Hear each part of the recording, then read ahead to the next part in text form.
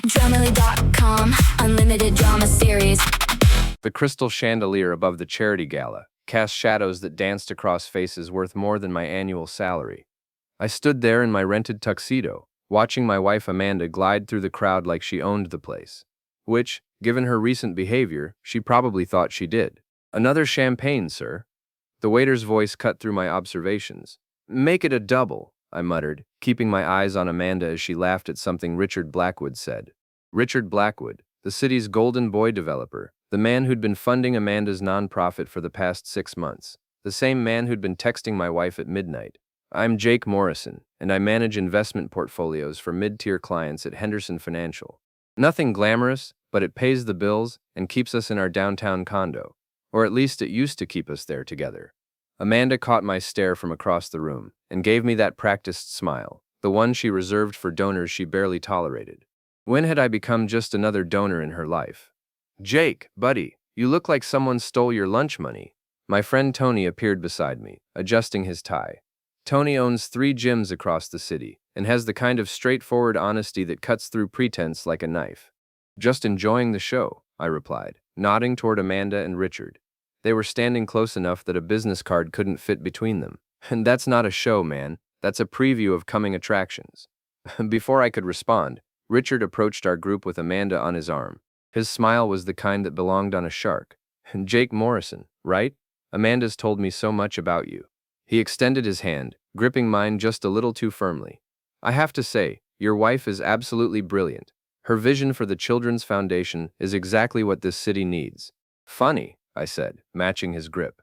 "She never mentioned working late with you on Saturdays." Amanda's smile faltered for just a second.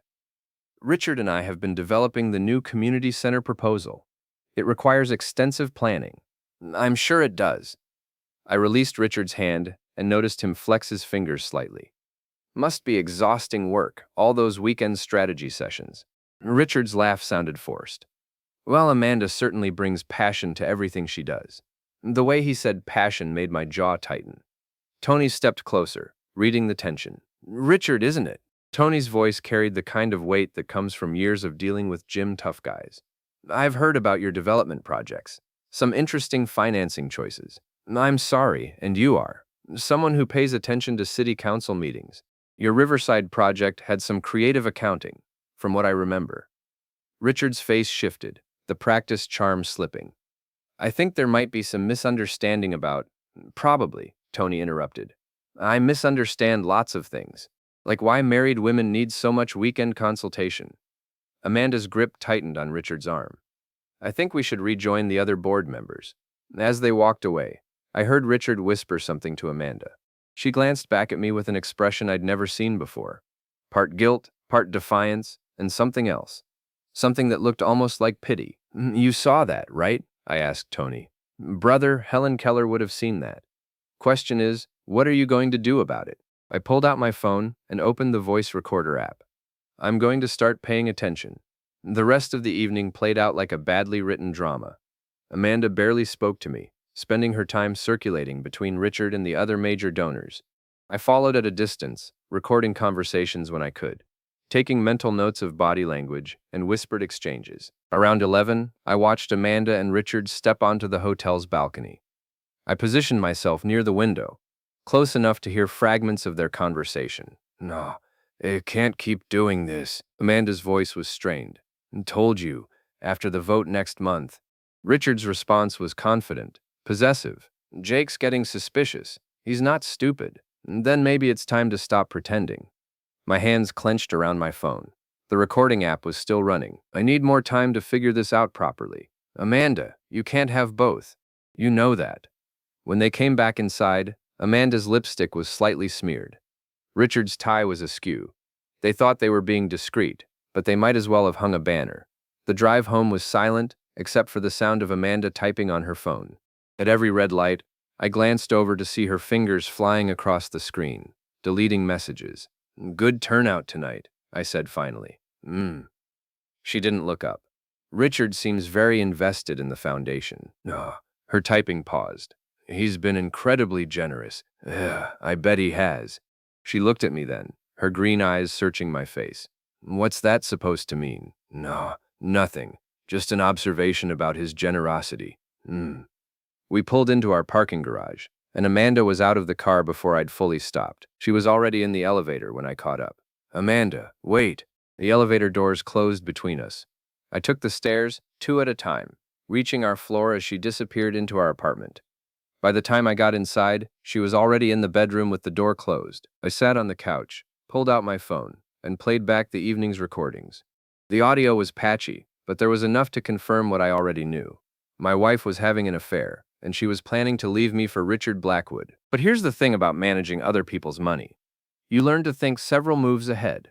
You learn to spot patterns, to anticipate market shifts, and most importantly, you learn that information is power. I opened my laptop and started researching Richard Blackwood's business dealings. If Amanda wanted to play games, she was about to discover that her husband knew how to play them better.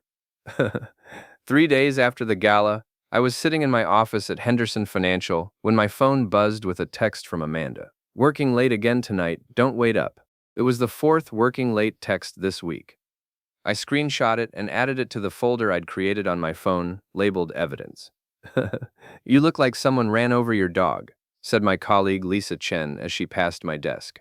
Lisa handled the firm's corporate accounts and had a reputation for seeing through lies faster than a polygraph machine. Just thinking about portfolio diversification, I replied. Right, and I'm thinking about quantum physics. She perched on the edge of my desk. Jake, I've known you for 5 years.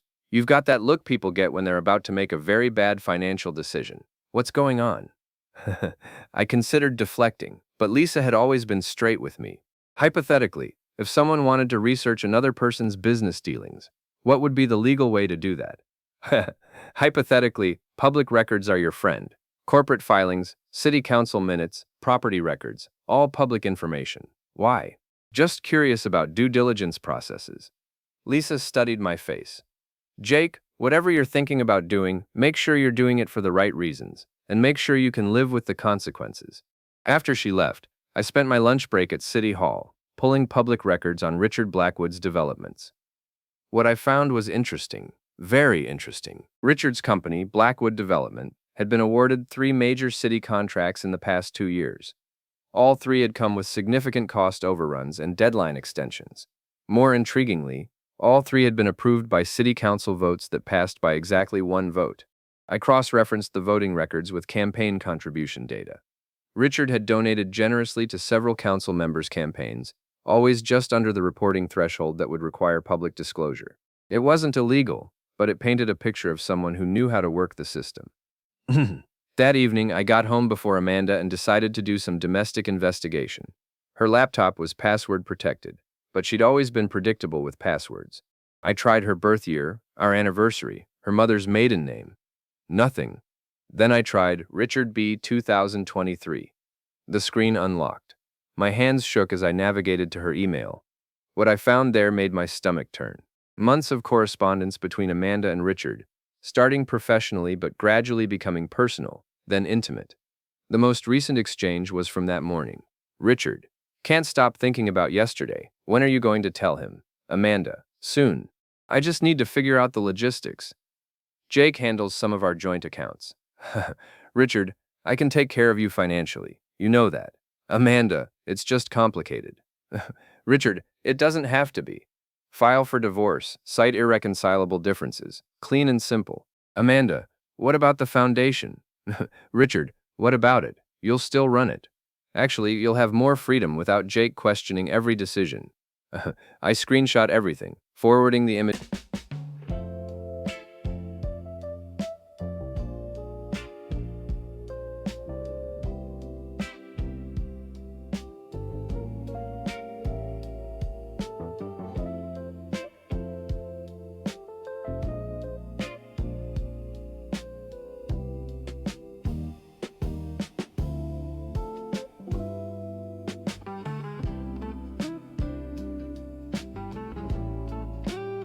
To a secure email account I'd created.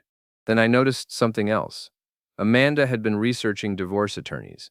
She'd bookmarked 3 different law firms, all specializing in asset protection during marital dissolution. The front door opened, and I quickly closed the laptop, positioning myself on the couch with a financial magazine. Hey, Amanda said, dropping her purse by the door. She looked flushed, her hair slightly mussed. How was work? Long day. Lots of planning for the new community center. She avoided eye contact, heading straight for the kitchen. The one Richard's funding. She paused at the refrigerator. He's one of several donors. Right, several. I turned a page in my magazine. Amanda, can I ask you something? Sure. Are you happy? The question hung in the air between us. She turned slowly, studying my face. What kind of question is that? An honest one. She leaned against the kitchen counter, arms crossed. Jake, we've been married for 6 years. We barely talk anymore. You come home, we eat dinner in silence, watch television, and go to bed. Is that happiness? I thought it was contentment. Well, maybe I want more than contentment. Like what? Like feeling alive again. Like feeling appreciated. Like being with someone who sees me as more than just a roommate who shares expenses. Her words stung because there was truth in them. We had fallen into a routine, and I had been taking her for granted. But that didn't justify what she was doing. So what do you want to do about it? She looked away. I don't know yet. But I knew. I'd read her emails. She knew exactly what she wanted to do. Amanda, if you're not happy, we should talk about it. Really talk. For a moment, I saw something flicker in her eyes. Guilt, maybe, or regret. But it passed quickly. I'm tired, Jake. Can we discuss this another time? She disappeared into the bedroom, and I heard the shower start. While she was washing off her afternoon with Richard, I made copies of everything I'd found, storing them in multiple locations. My phone buzzed with a text from Tony. Beer tomorrow? You look like you need to talk, I typed back. Definitely. And Tony, I might need a favor. What kind of favor? The kind that requires discretion and possibly some muscle. Now you're speaking my language. I spent the rest of the evening planning my next moves. Amanda wanted to play the game quietly, positioning herself for a clean exit with maximum benefit. She'd underestimated one crucial factor. I was very good at managing assets, including the most important asset of all, information. If she wanted a war, she was about to discover that her mild-mannered husband had been studying the battlefield much longer than she realized. Tony's gym after hours felt like a war room. The weights were racked, the lights dimmed, and we had the place to ourselves. I'd just finished explaining everything, the emails, the public records, Amanda's exit strategy. So let me get this straight, Tony said, wiping down a barbell. Your wife is planning to divorce you, take half your assets, and run off with some developer who's probably dirty anyway? That's the summary, yes. And you want to what, exactly? Expose them? Ruin their reputations? I want them to understand that actions have consequences. Tony set down the barbell and looked at me seriously. Jake, I've known you for 10 years. You're one of the most level-headed guys I know. But right now, you're talking like someone who's about to do something stupid. Or something brilliant. Those two things aren't mutually exclusive. He grabbed 2 bottles of water from the cooler. Tell me your plan. I pulled out a notebook where I'd been sketching ideas. Richard's business depends on his reputation and his city council connections. Amanda's nonprofit depends on donor confidence and community trust. They're both vulnerable to public scrutiny. Go on. Richard has been bending rules, maybe breaking them. His development contracts all have irregularities. If someone were to raise questions publicly, demand audits, file complaints with the right agencies, his projects could get tied up in red tape for years, Tony finished. And Amanda? Amanda's been using foundation resources for personal meetings with Richard. Expensive lunches charged to the nonprofit, hotel conference rooms that were never used for foundation business. It's not embezzlement, but it's questionable enough to damage her credibility. Tony nodded slowly. What do you need from me? Backup. And maybe some help with the physical aspects of the plan. Physical how?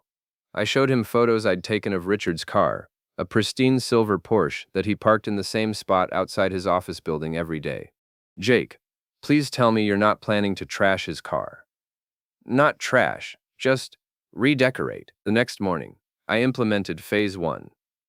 I'd researched which city council members had voted against Richard's projects, and found that Councilwoman Patricia Williams had been his most vocal opponent. She'd raised questions about cost overruns and environmental impact studies that seemed suspiciously favorable. I called her office and identified myself as a concerned citizen with information about potential irregularities in city contracting processes.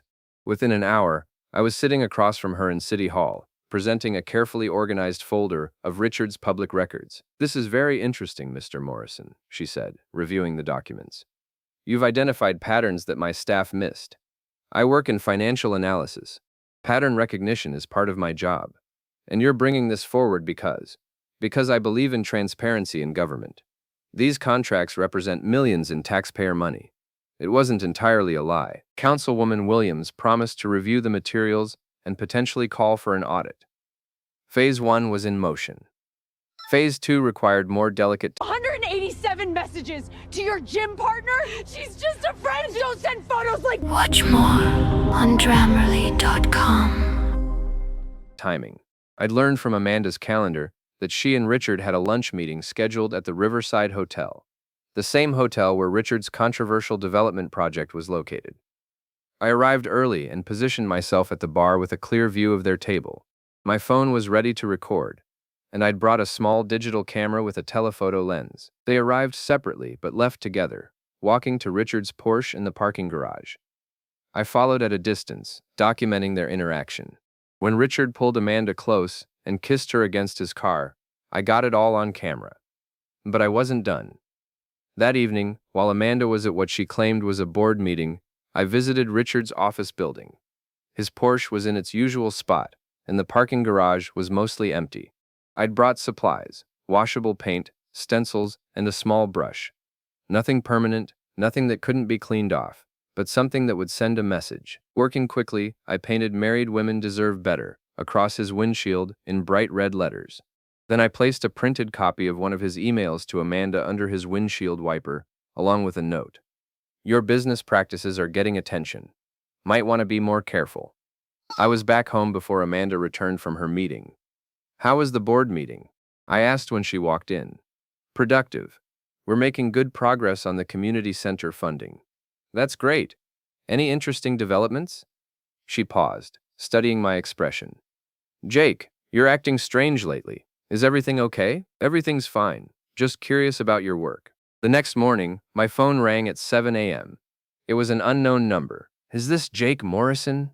"Yes. This is Richard Blackwood. I think we need to talk." "About what?" "About the vandalism to my car last night, and about the harassment of city officials with false information about my business." I'm not sure what you're talking about." "Don't play games with me, Morrison. I know what you're doing, and it stops now." "Richard, I think you're confused. I'm just a guy who manages investment portfolios. You're a guy whose wife is about to leave him, and you're lashing out like a child." The line went quiet except for the sound of my own breathing. "Here's what's going to happen," Richard continued. "You're going to back off, stop filing complaints, stop following us around, and accept that your marriage is over. In return, Amanda will make sure the divorce is quick and fair. And if I don't, then things get complicated for everyone, including you." He hung up. I sat in my kitchen staring at my phone and realized that Richard had just made a critical error. He'd confirmed everything: the affair, the divorce plans, and most importantly, he'd just threatened me. I called Tony. "Change of plans," I said when he answered. "We're moving to Phase 3. "What's Phase 3? "Total war." The next morning brought an unexpected visitor. I was getting ready for work when the doorbell rang. Through the peephole, I saw a woman I didn't recognize, mid-30s, professionally dressed, with the kind of confident posture that suggested she was used to getting answers. "Mr. Morrison, I'm Jennifer Walsh. I work with the city auditor's office. Do you have a few minutes to talk?"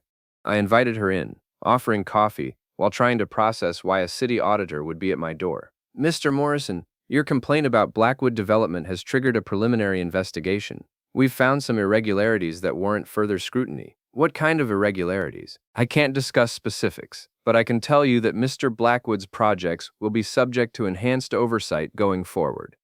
We may need you to provide additional documentation." After she left, I called in sick to work and spent the day researching deeper into Richard's background. What I found changed everything.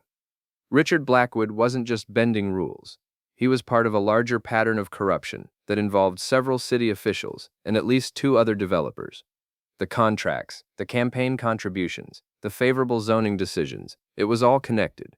But more importantly, I discovered something else. Richard was married. His wife, Catherine Blackwood, lived in a mansion in the city's most exclusive neighborhood. According to social media posts, she'd been traveling extensively over the past year, charity work in Europe, extended visits with family on the West Coast. She'd been conveniently absent during Richard's affair with Amanda. I found Catherine's contact information and spent an hour crafting an email. Mrs. Blackwood, you don't know me, but I have information about your husband that you deserve to see. I'm attaching photographs and correspondence that I believe will be of interest to you. I'm not seeking anything in return. I simply believe you have a right to know what's happening while you're away. I attached the photos from the hotel parking garage and selected excerpts from the email exchanges between Richard and Amanda. Then I hit send. That evening, Amanda came home earlier than usual, looking agitated. Jake, we need to talk. Okay. She sat across from me at the kitchen table, her hands clasped tightly in front of her. Richard's business is having some problems. There's going to be an investigation, and it might affect the foundation's funding. What kind of problems? Questions about his city contracts. Someone filed complaints. I kept my expression neutral. That's unfortunate. Jake, did you file those complaints? The moment of truth had arrived. I could continue the charade, or I could start being honest about what I knew. Yes, her face went pale. Why would you do that? Because I know about the affair, Amanda. I've known for weeks. She stared at me, her mouth slightly open. Jake, I've read your emails. I've seen the photographs. I know you're planning to divorce me and that Richard promised to take care of you financially. Tears started forming in her eyes. I never meant for it to happen this way. But it did happen, and now you're both dealing with the consequences. You don't understand. Richard and I, You what? Fell in love? Got swept away by passion? Amanda, you researched divorce lawyers before you ever told me you were unhappy. This wasn't some romantic accident. She wiped her eyes with the back of her hand. You're right. I should have been honest with you from the beginning. Yes, you should have. So what happens now? Before I could answer, my phone rang. It was Richard. Morrison, you need to call off this investigation immediately.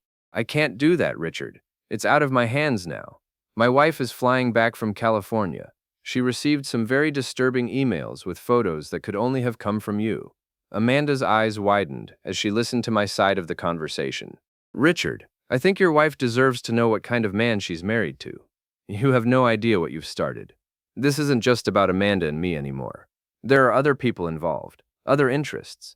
What's that supposed to mean? It means you should be very careful about making enemies you can't handle. The line went quiet. Then he hung up. Amanda was staring at me with an expression I'd never seen before. Part fear, part admiration. Jake, what have you done? I've leveled the playing field. Richard's wife is Catherine Blackwood. Her family owns half the commercial real estate in this city. If you've made an enemy of her, then Richard should have thought about that before he decided to cheat on her. My phone buzzed with a text message from an unknown number. Mr. Morrison, this is Catherine Blackwood. I'd like to meet with you tomorrow morning. I believe we have mutual interests to discuss. I showed the message to Amanda. Oh, Jake, she whispered. What have we gotten ourselves into? We haven't gotten ourselves into anything. You and Richard created this situation. I'm just making sure everyone knows the truth. That night, Amanda slept in the guest bedroom. I lay awake, staring at the ceiling, wondering if I'd pushed things too far. But every time I started to feel guilty, I remembered the emails, the lies, the months of deception. Richard and Amanda had started this game.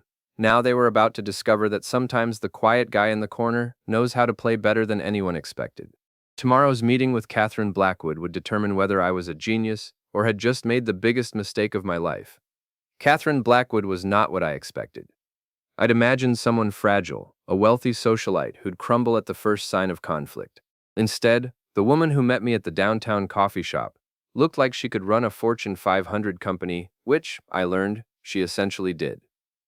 Mr. Morrison, thank you for reaching out, she said, settling into the chair across from me. Your timing is quite interesting. How so? I've been investigating my husband's business practices for months. Your information simply confirmed what I already suspected. She opened a leather portfolio and spread documents across the table. Financial records, bank statements, and what looked like surveillance photos. Richard thinks I'm a naive wife who spends her time on charity work and doesn't pay attention to business. In reality, I've been documenting his activities for quite some time. Why? Because I've been planning to divorce him, but I needed evidence of his infidelity and his business misconduct to protect my family's assets. I stared at her, realizing I'd been playing checkers while she'd been playing chess. Mrs. Blackwood, I should tell you that your wife is having an affair with my husband? Yes, I know. I've known about Amanda for months. I've also known about the 3 other women he's been involved with over the past 2 years. The coffee shop seemed to spin around me. 3 others? Richard has a pattern. He targets women who run non-profit organizations, offers to fund their projects, and seduces them. Amanda is just the most recent. She showed me photographs of Richard with different women at various hotels and restaurants. The difference with Amanda is that she thinks she's special. She thinks he's going to leave me for her. He's not? Catherine's laugh was sharp and cold. Mr. Morrison, my family's wealth built this city. Richard married me for access to that wealth and the connections it provides. He would never divorce me because it would mean giving up everything he's worked to achieve. Does Amanda know this? She's about to. Catherine gathered her documents and stood up. Mr. Morrison, you've been very helpful, but this situation is about to resolve itself. I suggest you prepare yourself for some significant changes in your life. What kind of changes? The kind that happen when people discover they've been played by someone much smarter than they are. That afternoon, I received a call from Amanda. She was crying. Jake, I need to come home. Can we talk? Of course. She arrived an hour later, looking like she'd been through a hurricane. Her makeup was smeared, her hair disheveled, and her hands were shaking. Richard's wife came to see me at the foundation office, she said, collapsing onto the couch. What did she say? She showed me pictures, Jake. Pictures of Richard with other women. Lots of other women. Amanda pulled out her phone and showed me photos that Catherine had apparently given her, Richard in compromising positions with various women over the past several years. She told me that Richard never had any intention of leaving her, that I was just another conquest. Amanda, I'm sorry. No, you're not. And you shouldn't be. I did this to myself. She looked up at me with red, swollen eyes. Catherine also told me something else. She said you've been investigating Richard's business dealings and that there's going to be a federal investigation into city corruption. Federal? The FBI, Jake. They're looking into bid rigging, bribery, money laundering, all of it. My phone rang. It was Jennifer Walsh from the city auditor's office. Mr. Morrison, I need you to come in tomorrow morning. Federal investigators want to speak with you about the information you provided. After I hung up, Amanda stared at me with something approaching awe. Jake, do you realize what you've done? You've brought down a corruption ring that's been operating for years. I was just trying to protect myself. You were trying to get revenge on Richard, and you accidentally uncovered something much bigger. The next morning, I sat in a conference room with 2 FBI agents and a federal prosecutor. They walked me through everything I'd discovered about Richard's business practices, asking detailed questions about the city contracts and campaign contributions. Mr. Morrison, your complaint triggered an investigation that's been months in the making, Agent Sarah Davis explained. We've been building a case against several individuals, and your information provided crucial corroboration. What happens now? Now we finish the investigation, and you go back to your life. What about Richard? Mr. Blackwood will be facing multiple federal charges. His business assets are being frozen, and his city contracts are being terminated. That evening, Amanda and I sat in our living room, trying to process everything that had happened. Jake, I know I don't have the right to ask this, but do you think we can work things out? I looked at my wife, really looked at her, for the first time in months. Amanda, you had an affair. You lied to me for months. You were planning to divorce me and take half of everything I've worked for. I know, and I'm sorry. Sorry isn't enough. She nodded, tears streaming down her face. I understand. But, I continued, I also know that our marriage was in trouble before Richard came along. We both stopped trying. So what does that mean? It means we start over, completely. Marriage counseling, complete honesty, and you find a new job. The foundation is going to collapse when Richard's funding disappears. And if I can't do those things, then we get divorced. But we do it honestly, with lawyers and mediation and a fair split of assets. Amanda reached across the couch and took my hand. Jake, I want to try. I want to fix this. Then we try. 6 months later, Richard Blackwood was sentenced to 5 years in federal prison for corruption and fraud. Catherine Blackwood divorced him and recovered most of her family's assets. The city corruption investigation led to the indictment of 3 city council members and 2 other developers. Amanda left the foundation and started working as a project manager for a legitimate nonprofit. We went to counseling twice a week and slowly began rebuilding our marriage. I learned something important during those months. Revenge is a dish best served with patience, intelligence, and a complete understanding of the battlefield. Richard and Amanda thought they were playing a simple game of adultery and divorce. They never realized they were up against someone who understood that information, properly applied, is the most powerful weapon of all. Sometimes the quiet guy in the corner isn't as quiet as he appears. Sometimes he's just waiting for the right moment to remind everyone that actions have consequences, and consequences can be more devastating than anyone imagines. The game was over. I had won. And unlike Richard, I hadn't had to break any laws to do it. No. Starina, 2-0, 2-5, 1-0, 2-7, 11-28, 35.